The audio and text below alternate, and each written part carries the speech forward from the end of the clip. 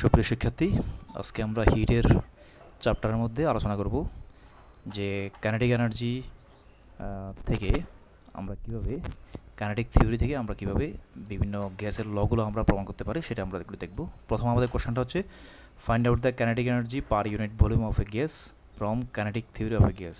তাহলে গ্যাসের kinetic theory থেকে কীভাবে কাইনেটিক এনার্জিটা বের করা যায়। তো কাইনেটিক থিওরিটা আমরা এর আগে আপনাদেরকে প্রমাণ করে দেখিয়েছি যে কাইনেটিক থিওরিটা ছিল এরকম, P equal to 1/3 rho C square. হ্যাঁ, পি হচ্ছে গ্যাসের চাপ, 1/3 একটা কনস্ট্যান্ট নাম্বার, রো হচ্ছে গ্যাসের ঘনত্ব, সি হচ্ছে গ্যাসের গতিবেগ, মলিকুলগুলোর গতিবেগ। তাহলে P equal to 1/3 rho C square, এই সূত্রটা আমাদের মুখস্থ রাখতে হবে। এখান থেকে আমরা এই সূত্রটাকে একটু সিম্পলিফাই করব, is equal to 2/3 into half rho C square. আমাদের উদ্দেশ্য হচ্ছে হাফ রো সি স্কোয়ার করা। আলটিমেটলি হাফ রো সি স্কোয়ারকে আমরা ই লিখবো, কারণ এইটা হচ্ছে একটা kinetic energy, half rho C square. তাহলে গ্যাসের কাইনেটিক এনার্জির সমীকরণ হচ্ছে হাফ রো সি স্কোয়ার। তো আমরা ওইভাবে কনভার্ট করে এটার পরিবর্তে আমরা যদি ই লিখি তাহলে আমাদের সমীকরণটা এরকম দাঁড়ায়, পি ইকুয়াল টু 2/3 ই। মানে ই হচ্ছে হাফ রো সি স্কোয়ার, এবং যেটাকে আমরা বলছি যে kinetic energy per unit volume of a gas. তাহলে কাইনেটিক থিওরি থেকে আমরা কাইনেটিক এনার্জির ইকুয়েশন পেয়ে গেছি। এখন আমাদেরকে বের করতে হবে find out the derivation of gas law from kinetic theory of a gas. গ্যাসের কাইনেটিক থিওরি থেকে গ্যাস লগুলা আমরা প্রমাণ করে নিয়ে আসব।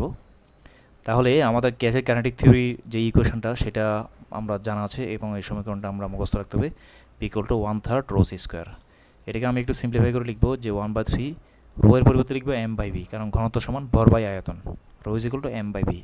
তাহলে M by V C square, আমরা এটাকে ক্রস মাল্টিপ্লিকেশন করলে এই বিটা রোর সাথে পির সাথে গুণ হয়ে যাবে, তাহলে P V is equal to 1/3 M C square. এটা constant temperature T, C square is constant. এই কথা অর্থ হচ্ছে যখন একটা সিলিন্ডারের ভিতরে গ্যাস থাকে অথবা কোনো একটা আধার বা ধারকের ভিতরে গ্যাসটা যদি থাকে, সেক্ষেত্রে যদি আমরা টেম্পারেচারকে না বাড়াই তাহলে গতিশক্তিও বাড়বে না। অর্থাৎ টেম্পারেচার বাড়ালে বাইরে থেকে হিট সাপ্লাই করলে টেম্পারেচার বাড়বে সিলিন্ডারের ভিতরে। যদি টেম্পারেচার বাড়ে তাহলে আপনার গতিশক্তি বাড়বে। আর টেম্পারেচার যদি কনস্ট্যান্ট থাকে সিও কনস্ট্যান্ট থাকবে, সিও বাড়বে না, অর্থাৎ গতিশক্তি বাড়বে না। তাহলে আমাদের টেম্পারেচার যখন কনস্ট্যান্ট থাকবে তখন সিও কনস্ট্যান্ট থাকবে, এখানে সি কনস্ট্যান্ট আছে। আর এম হচ্ছে কি, এম হচ্ছে গ্যাসের মলিকুলগুলোর ভর, একটা মলিকুলের ভর ইন্টু মলিকুল সংখ্যা, অর্থাৎ M is equal to M N, মানে টোটাল মলিকুলের ভর হচ্ছে এম, যতগুলো গ্যাস মলিকুল পাত্রের ভিতরে থাকে। তাহলে পাত্রের ভিতরে গ্যাস মলিকুলগুলোর ভর সবসময় কনস্ট্যান্ট থাকে, তার মানে আমাদের এমও কনস্ট্যান্ট, সি স্কোয়ার কনস্ট্যান্ট, অর্থাৎ যখন টি কনস্ট্যান্ট থাকে। আমাদের 1/3 একটা কনস্ট্যান্ট নাম্বার, তাহলে পুরো এই পার্টটাই কনস্ট্যান্ট হয়ে যাবে, অর্থাৎ 1/3 এম সি স্কোয়ার আমাদের কনস্ট্যান্ট হয়ে যাবে। এই জন্য আমরা এখানে লিখবো যে 1/3 এম সি স্কোয়ার কনস্ট্যান্ট। তো আলটিমেটলি তাহলে পিভি সমান কী হবে, কনস্ট্যান্ট হয়ে যাবে। তাহলে পিভি সমান কনস্ট্যান্ট, এটা হচ্ছে আমাদের বয়েলের সূত্র। বয়েলের সূত্রতে আমরা জানি গ্যাসের চাপ এবং ভলিউম এই দুইটা কনস্ট্যান্ট হয়। পি এবং বি যখন কনস্ট্যান্ট হবে তখন আপনার অ্যাট কনস্ট্যান্ট টেম্পারেচারে প্রেশার এবং ভলিউম সমান কনস্ট্যান্ট হয়। তাহলে আমরা জানি আমাদের ভেরিয়েবল তিনটা, একটা হচ্ছে প্রেশার, একটা হচ্ছে ভলিউম, আর একটা হচ্ছে টেম্পারেচার। তাহলে ভলিউম এবং প্রেশার যদি থাকে টেম্পারেচার কনস্ট্যান্ট হবে, তো আলটিমেটলি আমাদের ইকুয়েশনটা হবে PV is equal to constant. এটা হচ্ছে আমাদের বয়েলের সূত্র। এরপরে আমরা আরেকটা সূত্র প্রমাণ করব, সেটা হচ্ছে চার্লস ল। চার্লসের লটা প্রমাণ করব। আমরা কাইনেটিক থিওরি অফ গ্যাস থেকে জানি P equal to 1/3 rho C square, সেখান থেকে 1/3 M by B C square, যেহেতু rho is equal to M by V, সেখান থেকে আমরা আগের মতো লিখবো যে PV is equal to cross multiplication করে PV is equal to 1/3 M C square. আমরা জানি M is equal to M N, আমরা পরে আসছি M is equal to M N. M হচ্ছে total mass of gas molecule, সমস্ত gas মলিকুলগুলোর ভর, আর M হচ্ছে একটা মলিকুলের ভর, এন হচ্ছে নাম্বার অফ মলিকুল। তাহলে একটা মলিকুলের ভর দিয়ে টোটাল মলিকুল সংখ্যাকে গুণ করলে টোটাল ভর পাওয়া যাবে। সেখান থেকে আমরা লিখবো PV is equal to 1/3 M N C square. যেহেতু আমাদের এখানে PV is equal to 1/3 M C square ছিল, তাহলে এম এর জায়গায় আমরা এম এন লিখবো। তাহলে এম এর জায়গায় যদি এম এন লিখি এম এন সি স্কোয়ার হবে। এটা হচ্ছে আমাদের 1 নম্বর সমীকরণ। আমরা আইডিয়াল গ্যাসের ইকুয়েশন জানি PV is equal to RT, PV is equal to RT. তো সেখানে পিভি জায়গায় আমরা লিখবো 1 নম্বর সমীকরণে পিভি জায়গা ছিল 1/3 এম এন সি স্কোয়ার, তাহলে আমরা লিখবো 1/3 M N C square is equal to RT. এখন আমরা এখানে উভয়পক্ষকে হাফ দিয়ে ভাগ করব, যে 1/3 into half M N C square is equal to half RT. তারপর আমরা এখানে half M N C square রাখবো, আর এই 3টাকে ওদিকে নিয়ে যাব। 3টাকে যদি ওদিকে নিয়ে যায় তাহলে এটা উপর উঠবে 3/2 আরটি হয়ে যাবে। এখন half M C square is equal to 3/2 R by N T. এখানে যে এন ছিল সেই এনটা আমরা এখানে নিচে লিখবো আর বাই এন টি। আর এখন লিখবো half M C square is equal to 3/2 R by N এর পরিবর্তে লিখব কেটি। এখানে কেটা হচ্ছে একটা কনস্ট্যান্ট, এটাকে বলা হয় বোল্টজম্যান কনস্ট্যান্ট। আর হচ্ছে মোলার গ্যাস কনস্ট্যান্ট, আর এন হচ্ছে অ্যাভোগাড্রোস নাম্বার। তাহলে মোলার গ্যাস কনস্ট্যান্ট দিয়ে অ্যাভোগাড্রোস নাম্বারকে ভাগ করলে একটা আলাদা অন্য একটা কনস্ট্যান্ট পাওয়া যাবে, এবং সেটাকে আমরা কে দিয়ে প্রকাশ করব। তাহলে কে বলা হবে বোল্টজম্যান কনস্ট্যান্ট। তাহলে K is equal to R by N. তাহলে আমরা এখন এখানে লিখবো হাফ এবং হাফ উভয় দিক থেকে যদি বাদ দিয়ে দিই, M C square is equal to 3KT। এখন এই M C square is equal to 3KT, এটা 1 নম্বর সমীকরণে এই মানটা বসাবো। আমাদের 1 নম্বর সমীকরণটা কেমন ছিল? P V equal to 1/3 M N C square.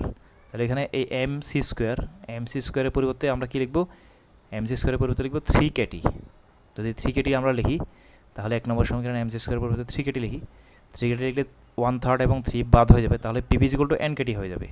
আপনি খাতায় বসে লিখে প্র্যাকটিস করেন, তাহলে বুঝতে পারবেন P V is equal to NKT হয়ে যাবে। এটা আমরা 2 নম্বর সমীকরণ হিসেবে লিখব।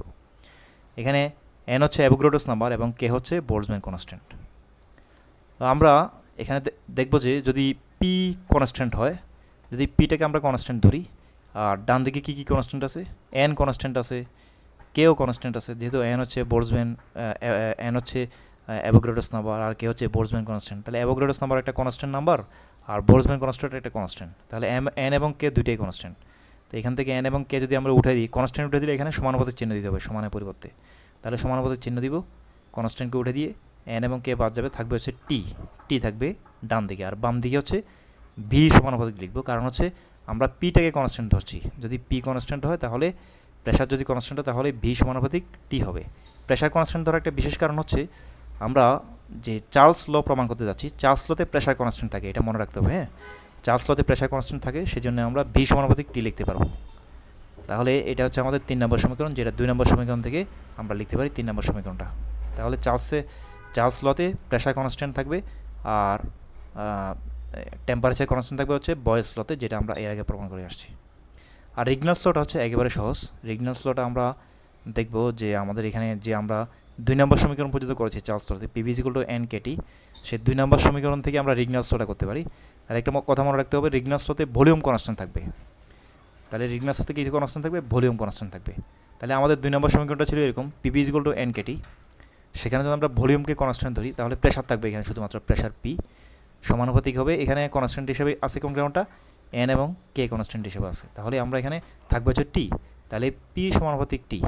এটা হচ্ছে আমাদের রিগনালস ল, যেখানে ভলিউম কনস্ট্যান্ট হয়। রিগনালস লতে ভলিউম কনস্ট্যান্ট থাকে।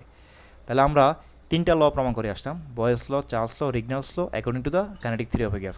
অর্থাৎ PV is equal to 1/3 rho C square. এই সূত্র থেকে আমরা এই 3টা সূত্র প্রমাণ করে নিয়ে আসছি। এখন আমাদের এখানে কয়েকটা প্রমাণ আছে, যেমন find out the Graham's law of deviation of gas from kinetic theory of a gas. এটা আপনারা পড়ে নেবেন, নিজেরা পড়ে নিতে পারবেন, আশা করি সমস্যা হবে না। আরেকটা আছে find out the RMS velocity as a function of absolute temperature from the kinetic theory of a gas. তাহলে গ্যাসের কাইনেটিক থিওরি থেকে RMS ভেলোসিটি অর্থাৎ রুট মিন স্কয়ার ভেলোসিটি, গড় বর্গবেগের বর্গমূল, কিসের? গ্যাসের গড় বর্গবেগের বর্গমূল বের করতে হবে। তো এটাও kinetic theory of a gas থেকে আপনারা বের করতে পারবেন, যে P equal to 1/3 rho C square, সেখানে 1/3 m/v/c স্কোয়ার, আগের মতোই সিস্টেমটা। তাহলে P V is equal to 1/3 m/c square. তাহলে আমরা জানি আইডিয়াল গ্যাসের equation P V is equal to RT, তাহলে 1/3 m/c square is equal to RT। যেহেতু P V is equal to 1/3 m/c square, তাহলে 1/3 m/c square is equal to RT। সেখান থেকে half যদি উদ্ভাবককে আপনি হাফ দিয়ে ভাগ করেন, তাহলে এইভাবে লিখতে পারবেন। আর এখানে half m/c square is equal to 3/2 RT লেখা যাচ্ছে, এই 3টা এখানে উপর উঠে যাচ্ছে, 3/2 RT। আবার m is equal two mn যদি আমরা লিখি, তাহলে half mn/c square is equal to 3/2 RT হয়ে যাবে।